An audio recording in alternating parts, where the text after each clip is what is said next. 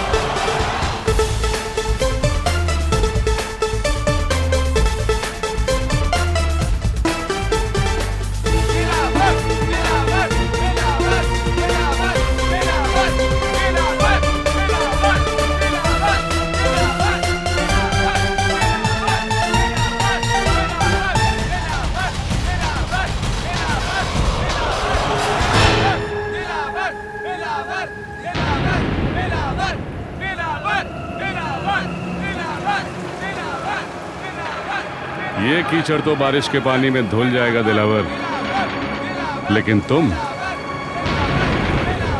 यहां से भागकर मेरे करियर पे कीचड़ नहीं उछाल पाओगे।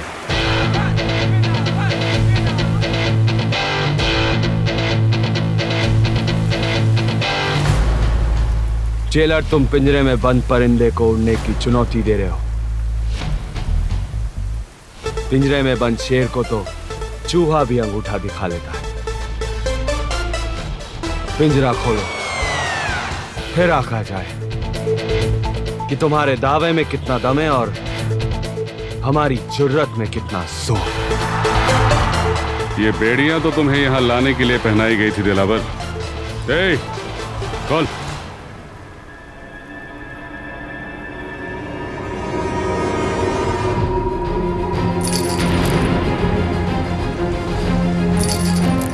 चार दिन यहां रहोगे तो भागने की कोशिश तो दूर, सपना देखना भी भूल जाओगे।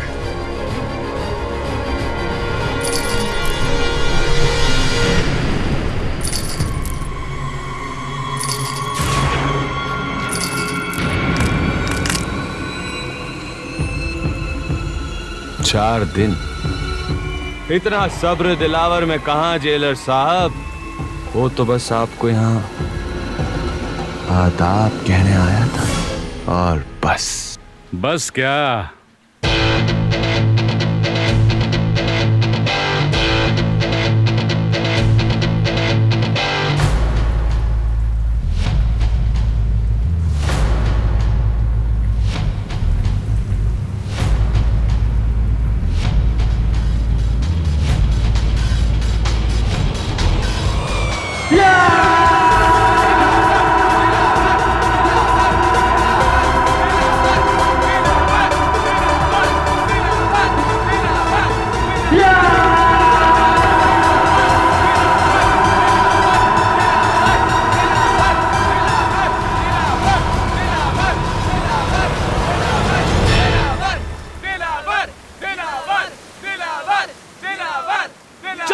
घेर लो इसे।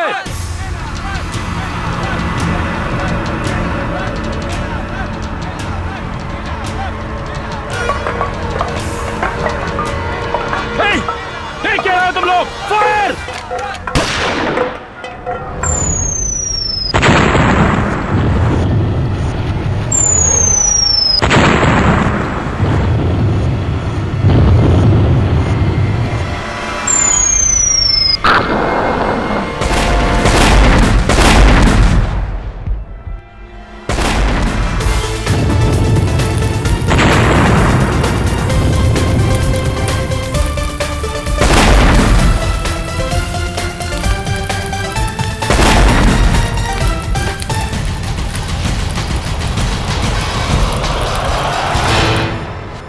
काट सर क्या हुआ सर? कुछ गलती हो गई? शॉट पसंद नहीं आया? जग्गू, हम पानी कौन से टेम्परेचर का पीते हैं? रूम टेम्परेचर का चीज। शूटिंग का पानी ठंडा क्यों था? रूम टेम्परेचर की बारिश कराओ, अगला शॉट अभी होगा। सर इतनी रात में मैं गर्म पानी का टैंकर कहाँ से लाऊंगा सर? और सर देख रहे हैं सर कितना बड़ा तामझाम है सर। सर शूटिंग कैंसिल हो गई तो मैं बर्बाद हो जाऊंगा सर। बर्बाद करने के लिए इस इंडस्ट्री में हीरो बहुत पड़े हैं। अगर आरके के कुत्ते के साथ भी काम करोगे ना तो आबाद हो जाओ। Backup guys. आरके साहब सुनिए तो सही। सर चीफ, दाढ़ी तो शूटिंग पर लगेगी, आपने कटवा क्यों ली? यार वो प्रोड्यूसर बर्बाद हो गया है, उसे आबाद होने में 2-3 दिन तो लगेंगे, तब तक दाढ़ी भी वापस आ जाएगी। बोलो बिट्टू जी की नौकरी। जी।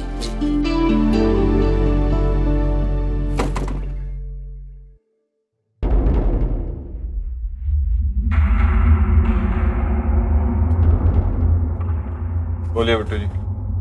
सर वो आप सर शूटिंग कैंसिल कर सर। ये इंस्पेक्टर प्रधान आए हैं सर, आपसे मिलना चाहते हैं, मिलो। हाय यार बिट्टू जी, मेरी शाम मत खराब करो यार, ये सब अपने लेवल पे निपटा लो। सर एक्चुअली एक्सीडेंट वाला केस है, इन्होंने कहा मुझे डिस्कशन करनी है। पिछली बार हमने कौन सा डिस्कस किया था बिट्टू जी, इस बार भी आप खुद ही हैंडल कर लीजिए। नहीं sir, this time matter is different. It's hard. I witness लड़की है सर, एंड कन्विंस करना लड़की को मुश्किल हो रहा है सर।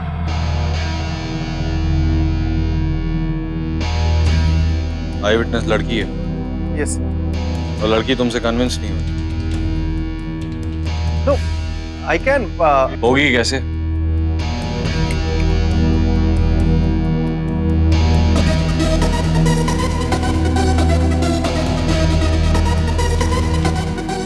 ये देखा? सर ये एक ईमानदार पुलिस अफसर का कभी इतना बड़ा पेट नहीं होता। वो फिट होते हैं, एक्सरसाइज करते हैं, अपने आप को फिट रखते हैं। लगता है आजकल तुम भूख से ज्यादा खा रहे हो। नो। चलो एक्सरसाइज करते हैं।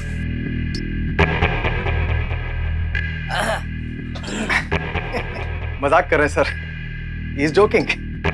आरके मजाक नहीं करते कभी। एक्सरसाइज करो। चलो प्रधान। चलो। He is serious. अरे भाई मुंह क्या देख रहे हो, एक्सरसाइज करो। सर बुला रहे।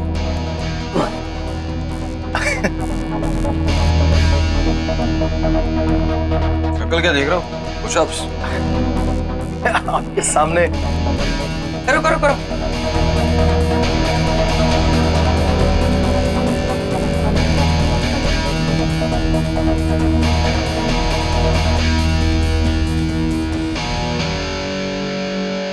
तो जी यस सर। पूछो तो जाने, सर पूछो ना। ऐसी कौन सी चीज है जिसे आरके नहीं खरीद सकता? सर ऐसी कोई चीज है ही नहीं। रॉन्ग बिट्टू जी, खुद आरके। ओह आरके को कोई नहीं खरीद सकता। Right sir, right. लेकिन बाकी सब कुछ बिका हुआ है, सही कीमत देने वाला होना चाहिए। अरे, तुम नीचे क्यों अटक गए? नहीं sir, I am doing it. उस लड़की को भूल जाओ, उस एक्सीडेंट वाले लड़के के घर जाओ, उसके माँ बाप को जितने पैसे चाहिए दे दो। क्या हुआ, तुम नीचे क्यों रुक गए? अब सर काम नहीं हो पा रहा। तो जी इनसे नहीं होगा, किसी और को बुला लो। नहीं sir, I'll do it sir. आप मुझे अपनी रेंज बता दीजिए, I'll quote that। ये चिल्लरबाजी बिट्टू जी से करना। आरके तो आजकल में चांद की बोली लगाने वाला।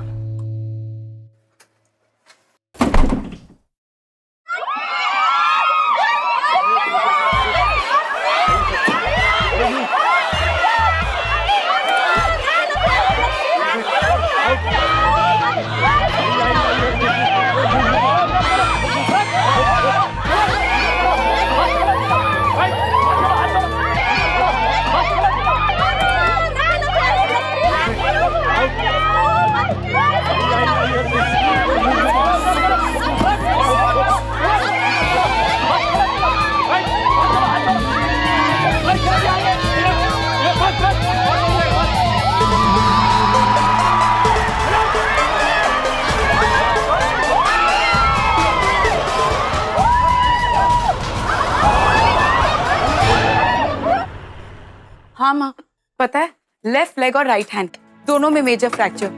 नौकरी गई सो गई, 2 महीने का बेड रेस्ट।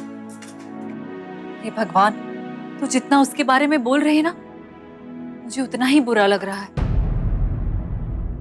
मधु, अगर उस दिन हम उसे उस तरह नहीं डांटते तो शायद उसका एक्सीडेंट नहीं होता, है ना? माँ ओवर रिएक्ट मत कर। एक्सीडेंट हमारी वजह से नहीं हुआ, एक्सीडेंट उस रईसजादे की वजह से, जो समझता है सड़क उसकी जागीर है और सड़क पे चलने वाले लोग कीड़े मकोड़े। जिस पर मन आया गाड़ी चढ़ा। माँ, मैंने तो उसका नंबर भी नोट कर दिया और पुलिस कंप्लेन भी कर दी। छोड़ूंगी नहीं मैं उसे, और छोड़ना भी नहीं चाहिए। पर माँ, जब मैं घर आ रही थी ना, तो मुझे वो इंस्पेक्टर मिला था जो ये केस हैंडल कर रहा है।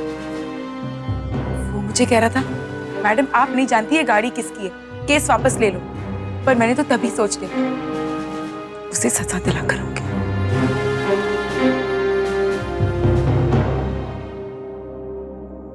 क्या हुआ माँ? बिल्कुल अपनी माँ पर गई। अन्याय तुझसे बर्दाश्त नहीं होता है ना? पता है मधु, शुरू शुरू में लड़ाई बहुत मुश्किल लगती है। ऐसा लगता है अब हारे तब हारे। जब लड़ते लड़ते जीत जाते हैं ना, ठीक उसी जैसे हारते हारते एक दिन तू जीत गई थी पिताजी से। माँ, अगर उस दिन तू नहीं लड़ती ना, तो आज हम यहाँ नहीं होते। इसलिए मैं भी ये लड़ाई लड़ूंगी।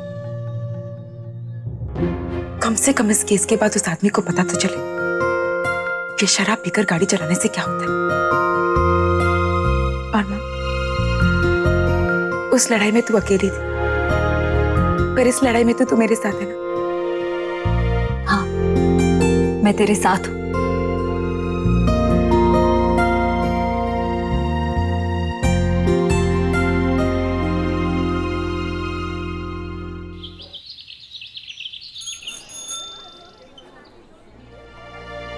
अरे मालिक, आपको अपनी एज का नहीं तो मेरी और ग्लिसरीन की एज का तो ख्याल कीजिए। अरे आपकी बेटियां जवान हो चुकी हैं, और वैसे भी जब बेटियां जवान हो जाती हैं तो इंडियन फादर बाय डिफॉल्ट बूढ़े हो जाते हैं। सो इसलिए आप जो भी स्टंट करेंगे ना, सोच समझ के करें, समझे आप? कृष्णा बेटा, आदमी खेलना इसलिए नहीं बंद करता क्योंकि वो बुढ़ा हो जाता है। वो बुढ़ा इसलिए होता है क्योंकि वो खेलना बंद कर देता है। और मुझे तो अभी अपनी बेटियों की शादी करनी है और अपने नाती नातिन के साथ खेलना है। भाई अपने को फिट तो रखना ही पड़ेगा ना। और वैसे भी शमशेर मलिक आजकल के दस्ते जवानों पे भारी पड़ेगा। ये बात भी सही है। वेल, मेरे लिए तो मुंबई में आरके के अलावा और कोई सूटेबल है नहीं।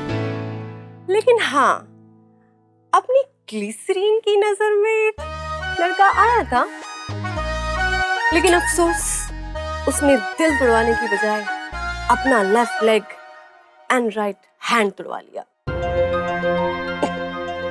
बातें करी। मालिक ये झूठ बोल रही है। मालिक, मैं सच बोल रही हूँ। अगर आपको मेरी बात पे यकीन नहीं है तो आप माँ से पूछ लीजिए। अरे तुम दोनों झगड़ो, मेरा शॉट रेडी है, मैं जा रहा हूँ। Okay, bye. वैसे मालिक, अपनी ग्लिसरीन ना दुल्हन बनने के लिए रेडी हो चुकी है। मालिक वो मजाक कर रही है, उसकी बात मत सुनो। आपको पता है, वो पूरी रात नर्स बनकर उसके सिराने हॉस्पिटल में बैठी रहती है। और मालूम है पार्लर जाने से पहले उससे मिलने जाएगी हाथ में सेब लेकर। मालिक ये झूठ बोल रही है, माँ ने मुझे सेब दिए। मालिक मैं सच बोल रही हूँ मैं। मालिक मैं सच बोल रही हूँ। आपको पता है, अपने हाथों से सेब काट कर खिलाएगी उसे। आपकी छोटी वाली बेटी का तो पता नहीं, पर छोटी बेटी सेटल हो जाएगी आपके आने से पहले। मालिक आप ना इसकी बात मत सुनो, ये सब ना झूठ बोल रही है। ये हेलो मालिक,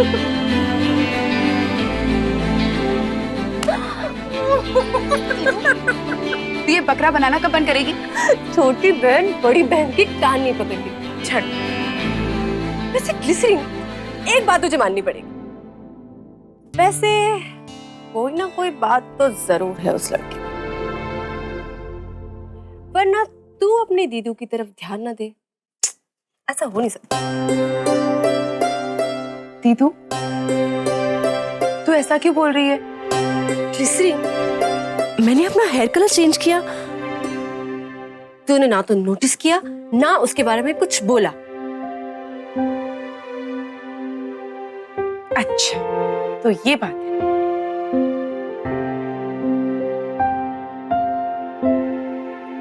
दीदू, वैसे तो मेरी दीदू को जानती है, वो ना एक सुपरस्टार है। वो चाहे कोई भी हेयर कलर कर दे या कोई भी कपड़े पहन ले, वो सुपरस्टार की सुपरस्टार ही लगती है।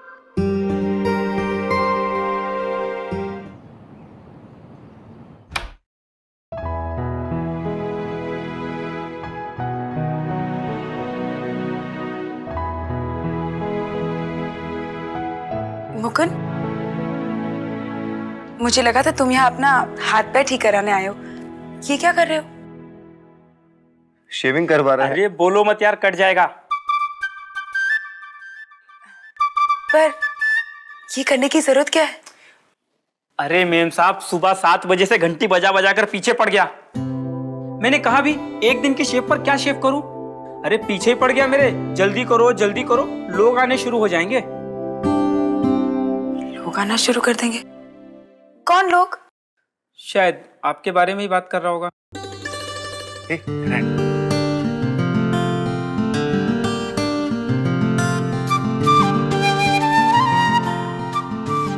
वैसे मुकुंद, तुम्हें क्या लगता है अगर तुम शेव करोगे तो और हैंडसम लगोगे? वैसे माँ ने तुम्हारे लिए सेब भेजे, और पता है मुझे कौन मिला था? इंस्पेक्टर प्रधान। अरे यार तुम लोग बात कर लो। सॉरी सॉरी, तुम कुछ बोलो मत, सिर्फ सुनो। आप कीजिए। वो इंस्पेक्टर प्रधान आए थे और वो कह रहे थे कि केस वापस ले लो। मैंने तो साफ मना कर दिया कि मैं केस वापस नहीं लेने वाली। नारायण, और रूम नंबर 22 में इमरजेंसी है। वो पाइल्स का पेशेंट है, उसको पॉट देने का है, थोड़ा जल्दी आना। हाँ हाँ, आता हूँ आता हूँ।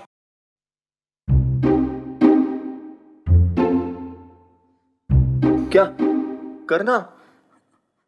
1 मिनट पकड़िए जी, बाकी का शेव आप कर दीजिएगा। मैं जा रहा हूँ। ए नारायण, शेव तो कर ले। अरे शेविंग पूरी।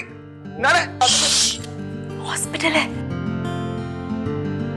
वैसे नारायण अब तक रूम नंबर 22 में पहुंच गया होगा, लेकिन मुकुंद, मेरे पास एक आइडिया है। तुम ना अपना फेस धो लो, फिर देखना नया स्टाइल होगा। एक साइड शेव किया हुआ और दूसरी साइड विदाउट शेव, है ना? बार बार बोलने की जरूरत नहीं है, मुझे पता है कि मैं हैंडसम नहीं हूँ। तुम ना